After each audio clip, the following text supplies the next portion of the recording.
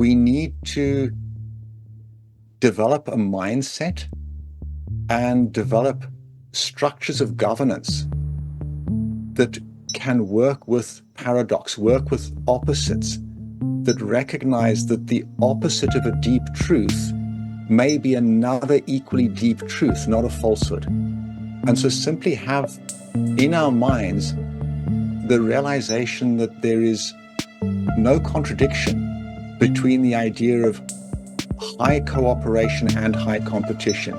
It's not an either or zero-sum game. It's a yes and.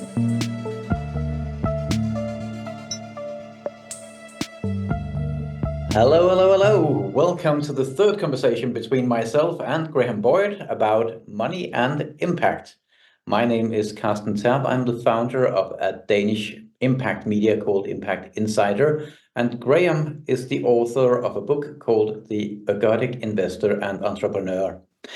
And he believes that we are able to get a lot more impact out of the money invested if we change the way we think about the economy.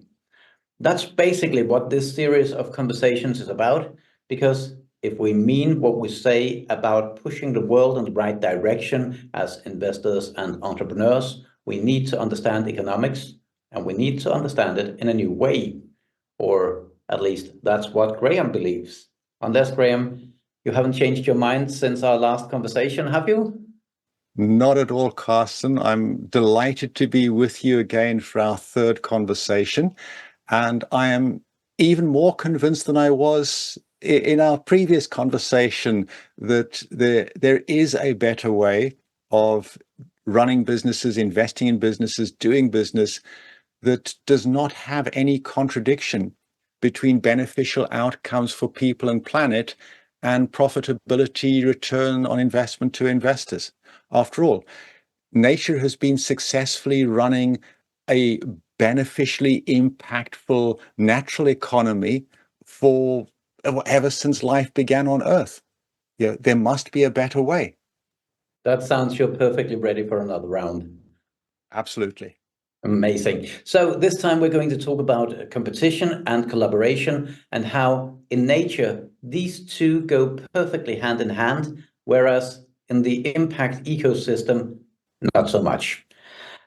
Graham, could you start by explaining the relationship between competition and collaboration in nature? Gladly. So, first of all, the relationship between competition and collaboration, and sometimes I will say competition and cooperation, collaboration, I'm pointing at the same thing. That in nature it's highly complex. It's not the way most of people in business and in investment think of the relationship between competition and collaboration as being something like call it a zero-sum game or call it a forced compromise, something where you're either cooperative or you're collaborative, or you're sitting at some number on a single line between the two extremes. You say 50% collaborative and 50% cooperative. If I look in nature, what I see is across all of nature, it's better to think of collaboration and competition as two independent dimensions where nature can quite happily sit in areas of high competition and high collaboration. And in fact, the author Adam Kahane, who facilitated some of the key multi-stakeholder dialogue processes, is supporting South Africa's transition out of apartheid. A couple of years ago, he wrote a book entitled Collaborating with the Enemy, really emphasizing that what we need as a next step for us human beings on the planet is really to get out of this forced compromise line into this two-dimensional space where we might be in a high degree of competition with a company that is our enemy, and we're in a high degree of collaboration with them as well. Could you give me an example from nature of this high competition and high collaboration at the same time? Yes. So one of the things that has changed in our understanding of evolution over the past few decades, originally people thought, perhaps a bit simplistically, that the driving force of natural selection was a combination of random mutations of the genes along with competitive pressures where the strongest would survive. That's the naive expectation. And by strongest, people meant the strongest individual animal or the strongest individual tree or fungus or virus, whatever it might be. Now, we've developed since then because more and more people in business understand that what was meant by Darwin's word, the fittest, was not the strongest, but the best fit to the environmental niche, the context that that animal or plant was living in. But that understanding has evolved significantly over the past couple of decades, for example, through the work of David Sloan Wilson. And we've understood now that natural selection operates on multiple levels. There's multi-level selection. And what may be happening at one level can be completely different and possibly even in a different direction to what's happening one level higher.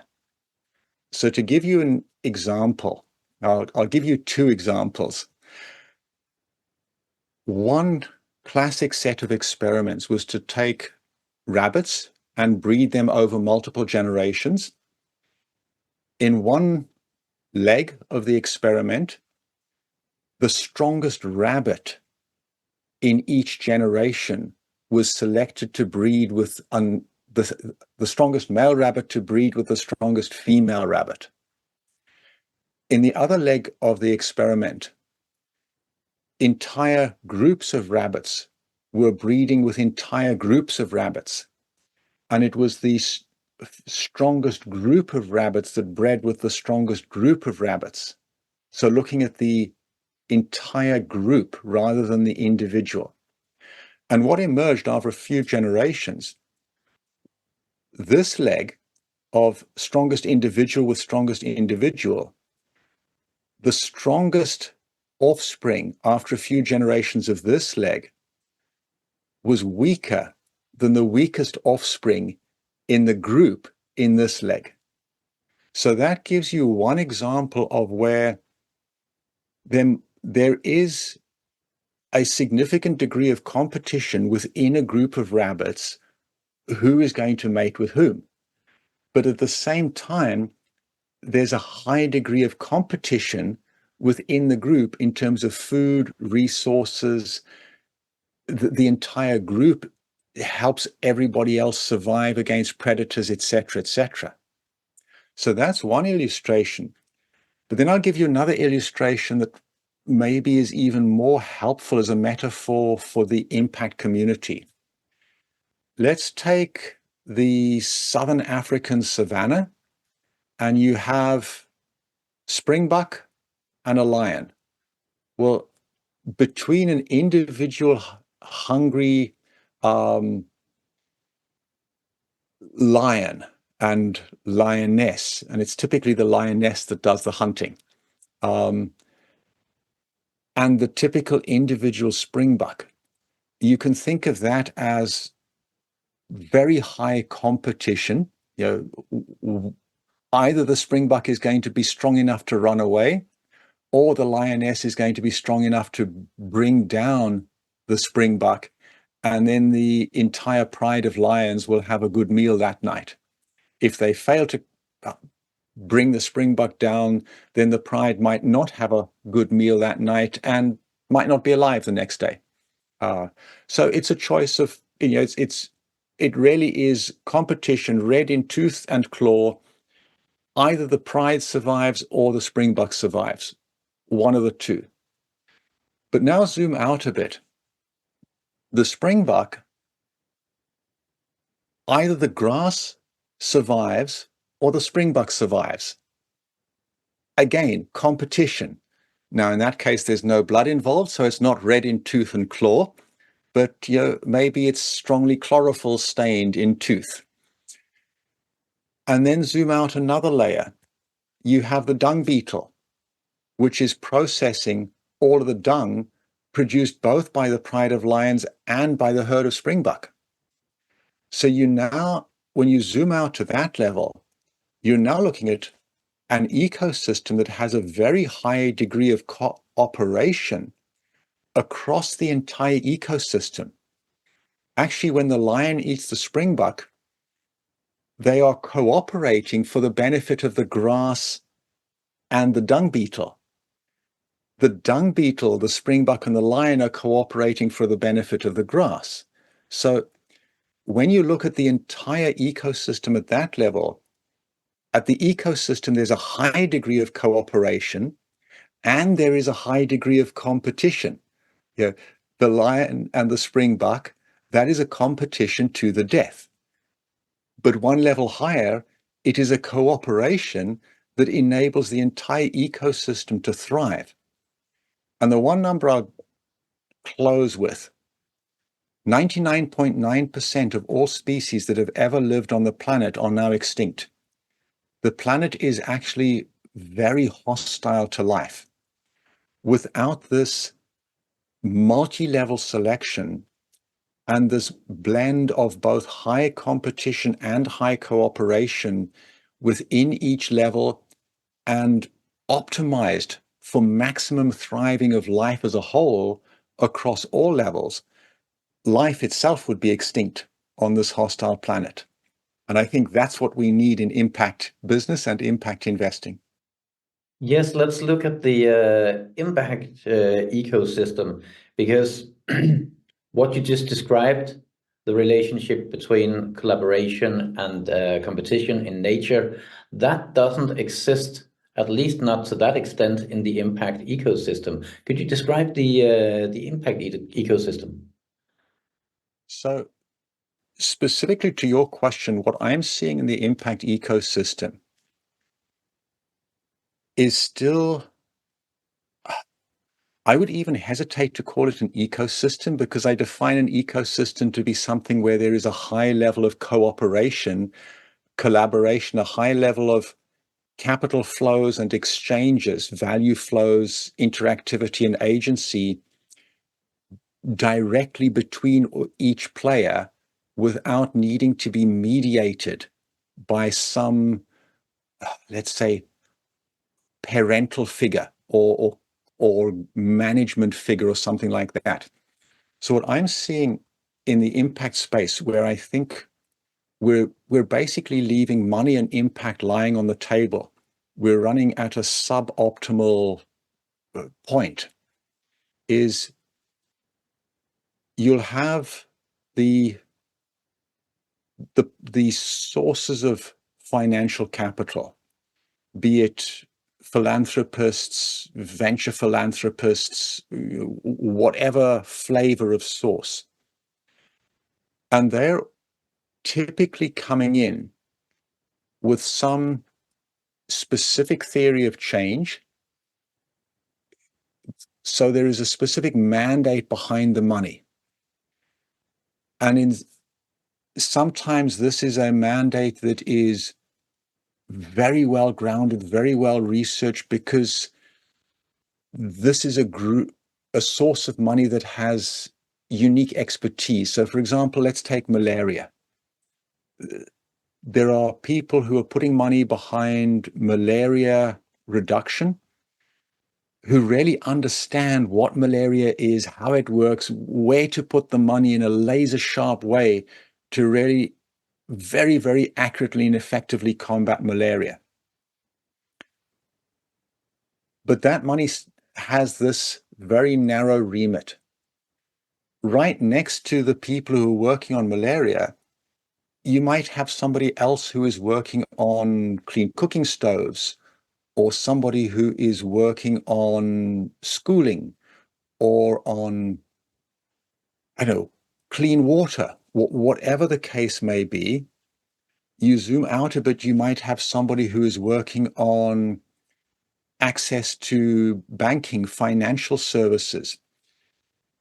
And then if you zoom out a bit more, you might have somebody, for example, in Copenhagen, who is working on something that is completely embedded in the economy of the city of Copenhagen, but that is actually dedicated to delivering impact outcomes that will be of benefit to the society in Copenhagen, the nature in Copenhagen and around it, perhaps an urban farm or something like that. So you have, and we need impact basically across everything we do in business. There is nothing in business that ought not be run as an impact business. And I say impact business to imply that generating return on investment is also critical. So what's being left on the table here is there are all kinds of synergies possible between all of these different players. One of the central insights across the natural sciences, physics, chemistry, biology, and within biology, across the understanding of multi-level selection and ecosystems, is the recognition that the higher you turn up the cooperation, in other words, the direct flow of value and interaction between individual members of an ecosystem without any attempt at top-down control, direction, or whatever. You just allow that value, that capital to flow as the local members through a triage deem best.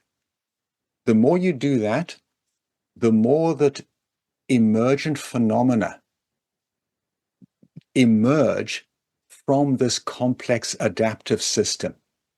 And this is what we're missing. This is where we're leaving money lying on the table by ideologically and in some senses ego-driven, limiting what a given amount of money can do, limiting how that money could be used in a cooperative way between competing entities in an ecosystem.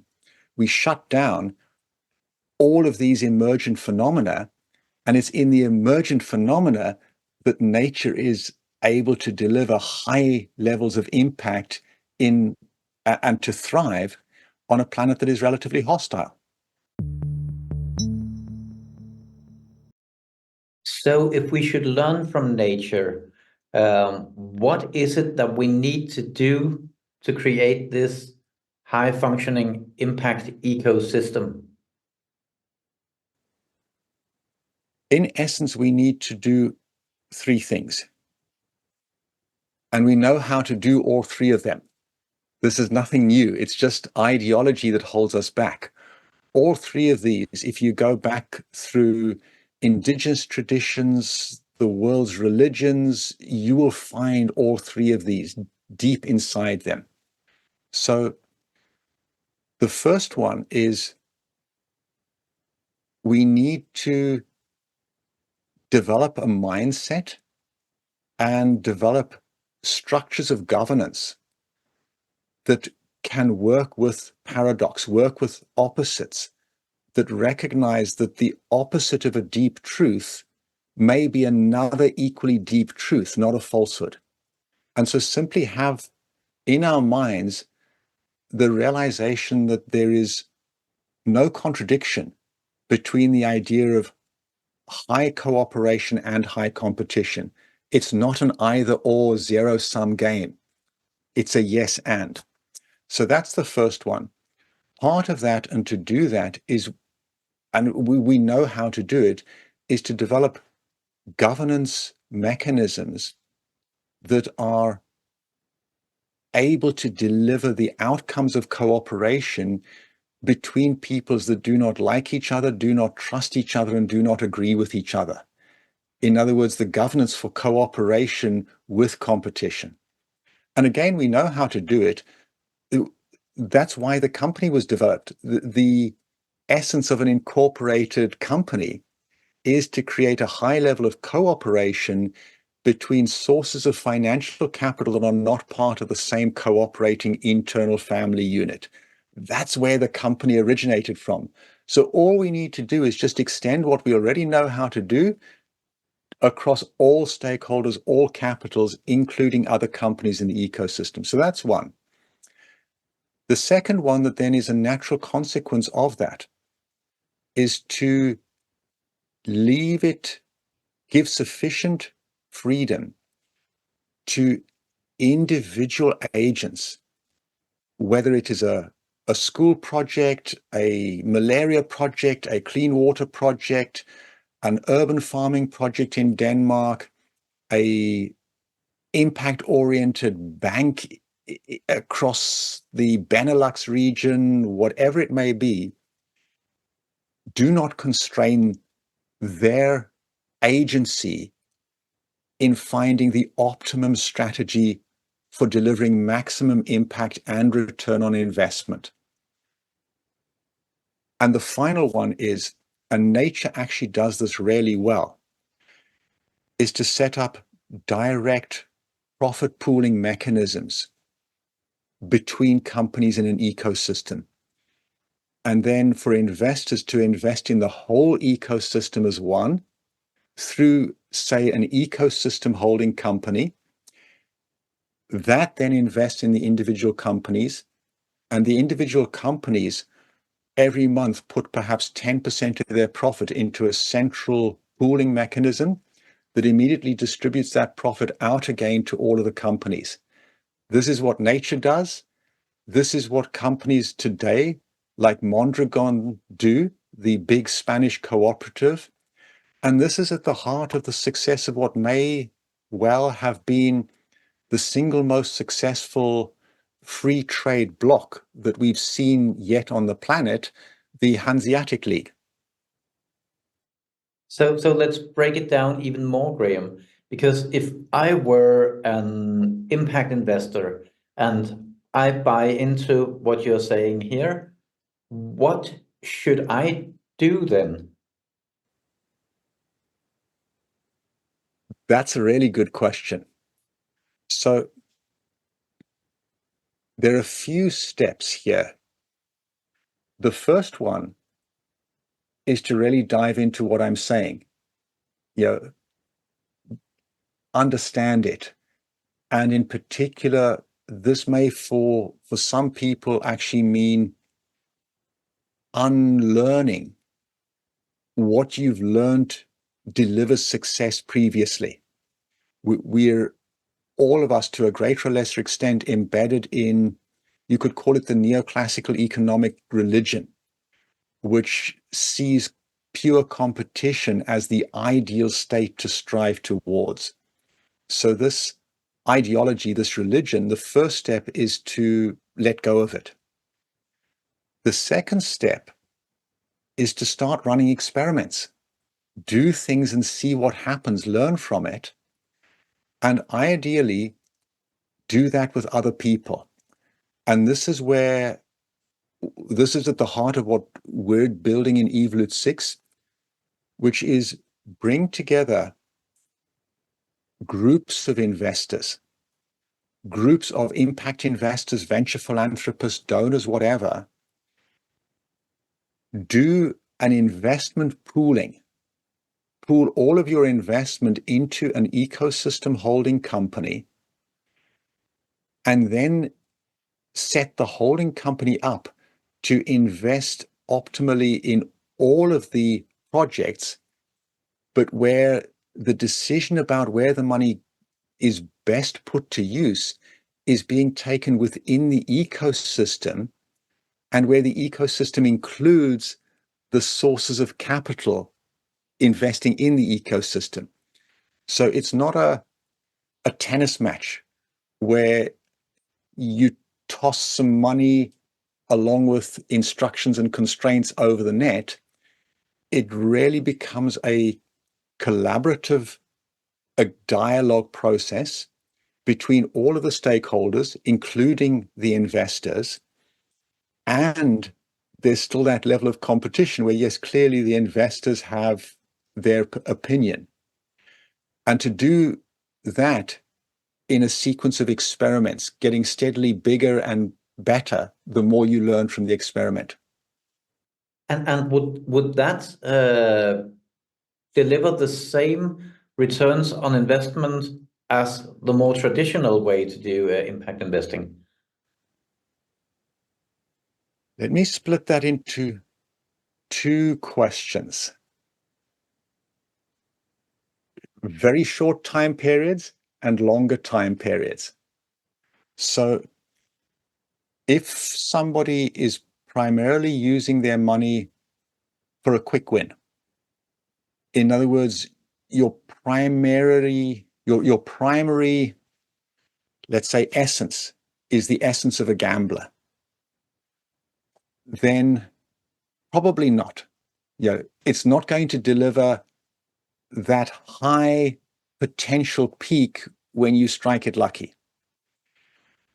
However, most of the money in the world, and I would guess most, if not all, of those who are putting their money into impact purposes, are far more interested in the long term. What is going to happen over a 10-year period, a 20-year period? And then what is relevant is the comparison between what will this deliver and what will any other strategy deliver. One that is, say, pure competition or actually pure collaboration. Let's keep in mind, we're not saying if we just have pure competition, everything will be fine. Pure collaboration is not going to work, nor is pure competition going to work. We need to sit at that sweet spot between the two.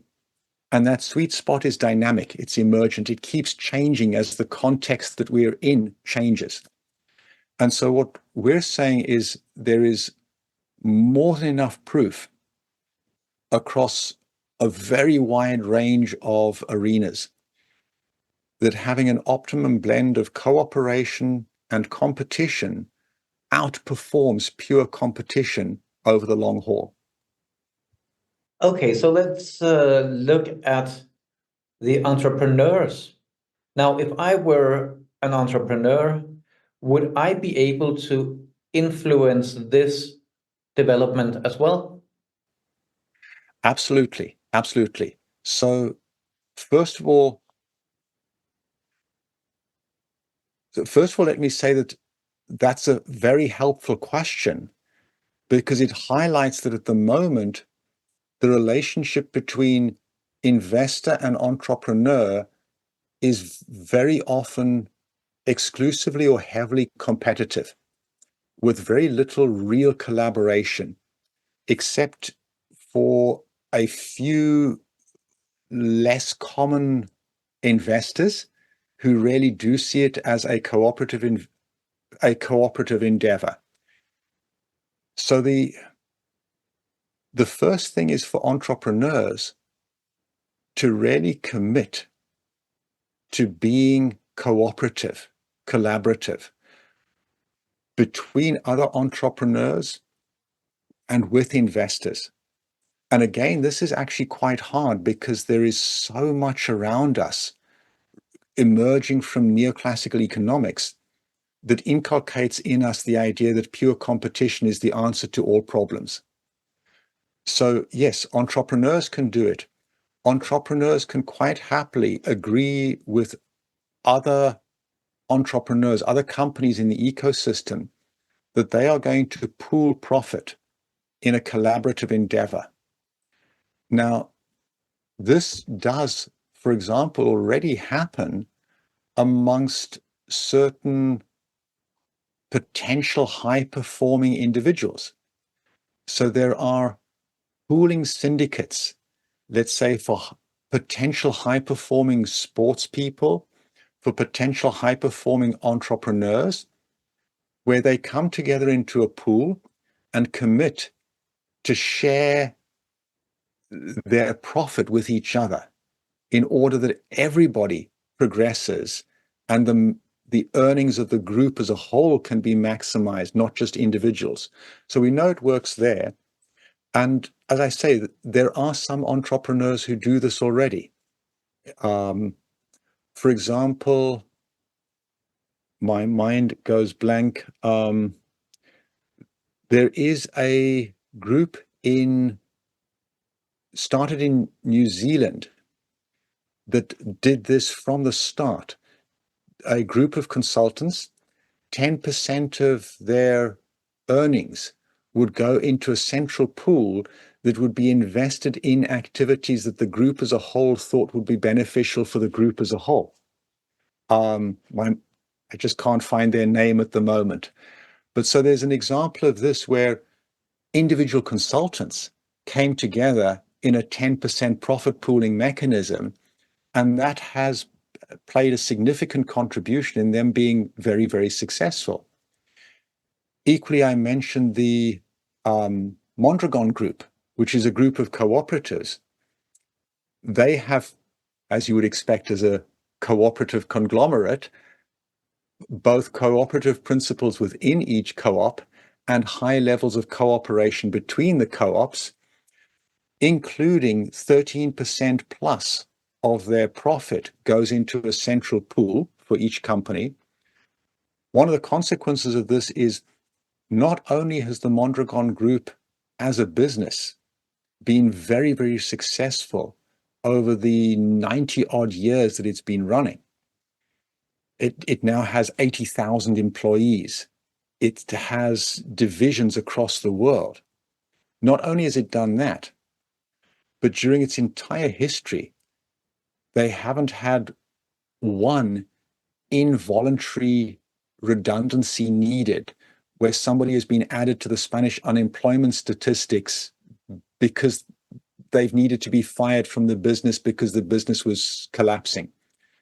Yes, there have been people who have chosen to leave, who've retired, all of these things, but there hasn't been this typical, Anglo-Saxon business model of hire too many people when the times are good and then fire them all when the times get tight, and simply shift all of the load onto the cooperative state.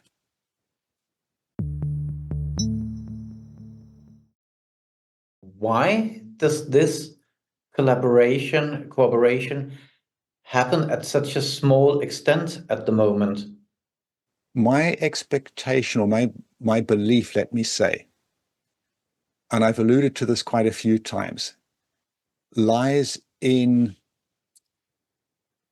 the construct, the institution of economics as a profession and many of the different theories of economics today.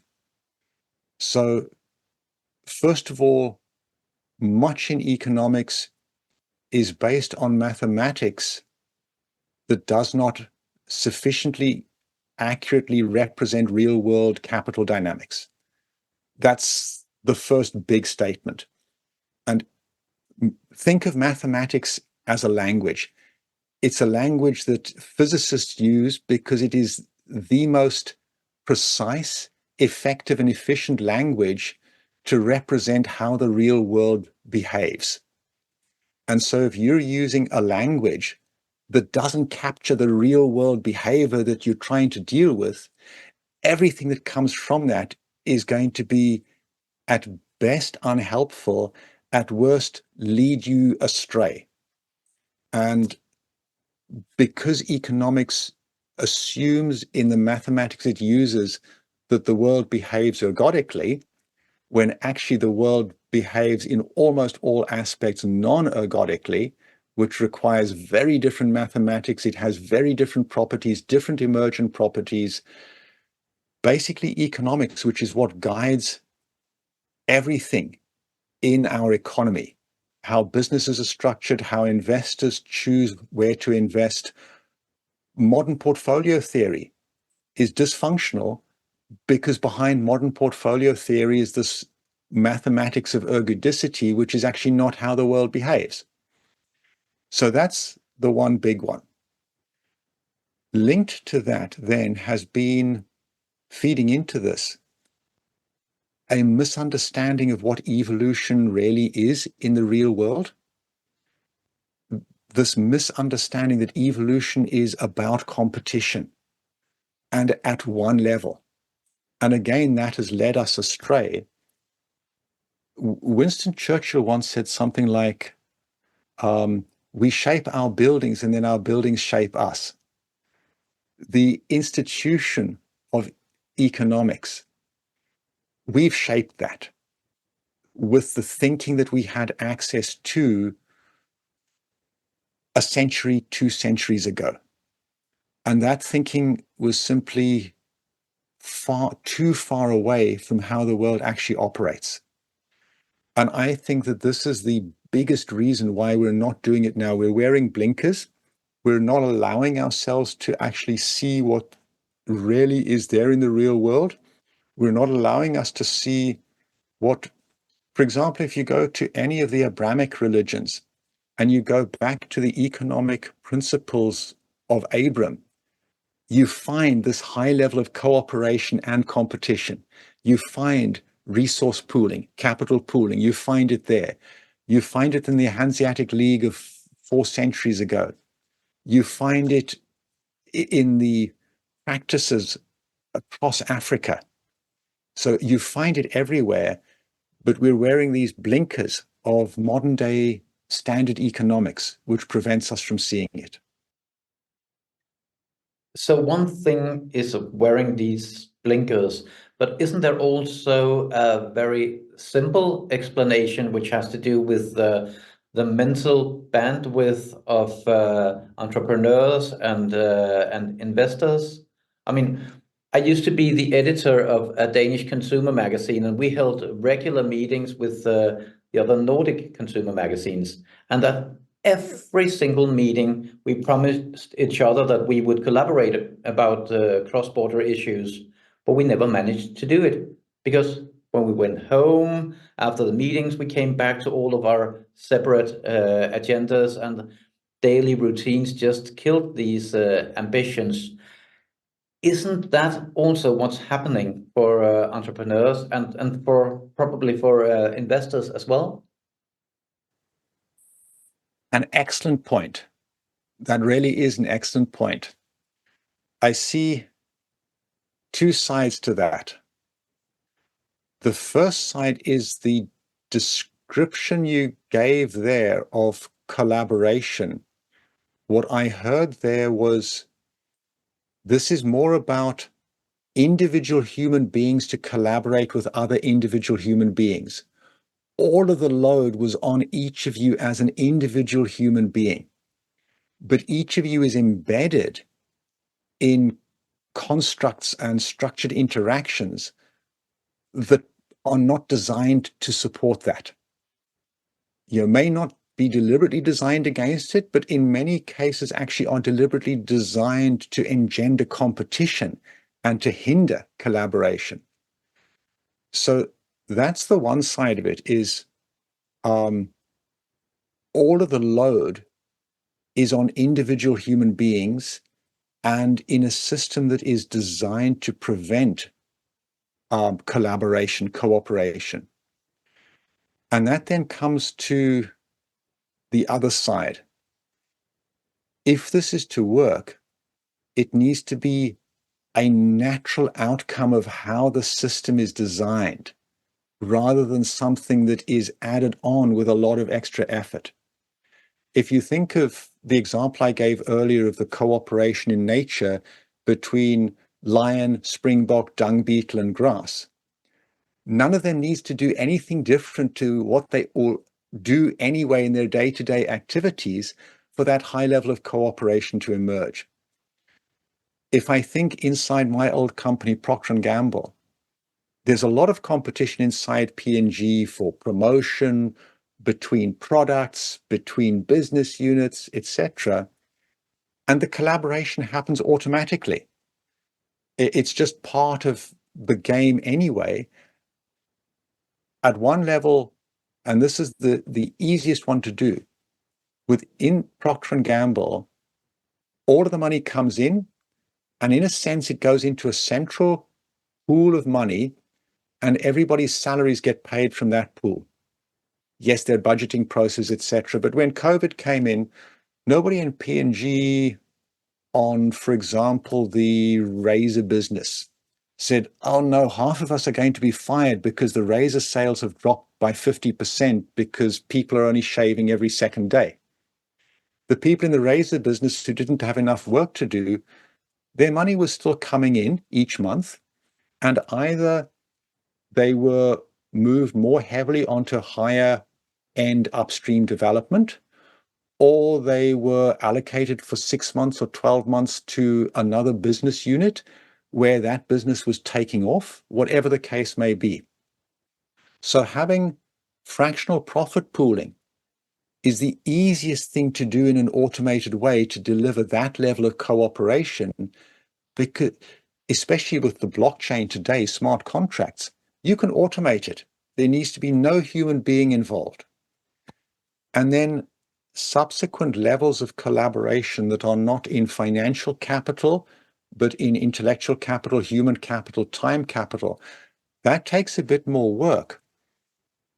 But if the entire structures are structured as an ecosystem, were all of you, in the example you gave, structured as an ecosystem rather than as independent entities, but you were independent entities within an ecosystem, and say all of your money came into the ecosystem as a whole, and you got together every quarter to decide how much of the money was allocated to whom. Then, for instance, let's take this series of interviews. In that case, you'd end up in the situation that Steve Jobs recreated in Apple when he returned to Apple and eliminated the budgeting process. He said, it doesn't matter which unit is spending the money to develop some functionality, because the profit is for Apple as a whole, and that functionality can benefit multiple product lines. So in this case, you might be doing this interview series and spending all the money to do the interviews, to edit them, to process them and everything, and everybody publishes it, and you don't need to get into any kind of negotiation, who pays what percentage and who gets what percentage of the profit, because all of that is automated by the collaborative, competitive systems that you're embedded in. So, Graham, just to round this off, if we were to create such an ecosystem, this sort of structures, who were to take the first initiative? Where would it start? Anywhere. Anywhere. Anywhere. I would say this question, I'm hearing this question, and it's a really good question. So, I'm not intending to give a simplistic answer, but I hear it as analogous to the question of, we want to draw a circle, where should we start? And the answer to that is anywhere. You start wherever you are, and you just keep going around in a circle until you've got back to your starting point. And this is the essence of an ecosystem. If you think, let's take an example from nature. A volcanic island, volcano erupts, all of life gets destroyed. There is nothing left on the island that is alive.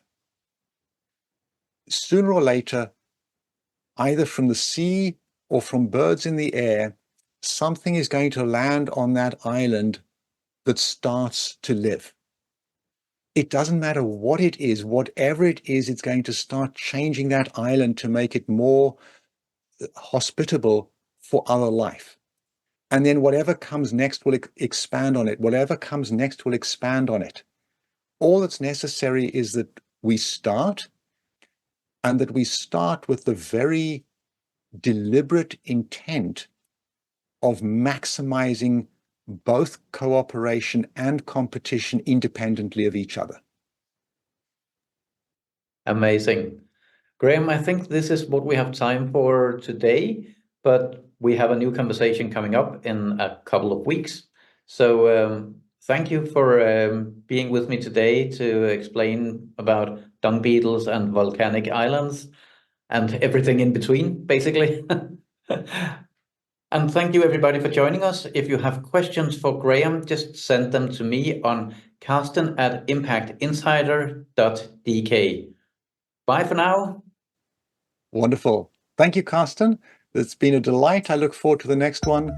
And again, if people want to read up more about what I've been saying, head off and get yourself a copy of one of my 2 books or contact us in Evolute 6.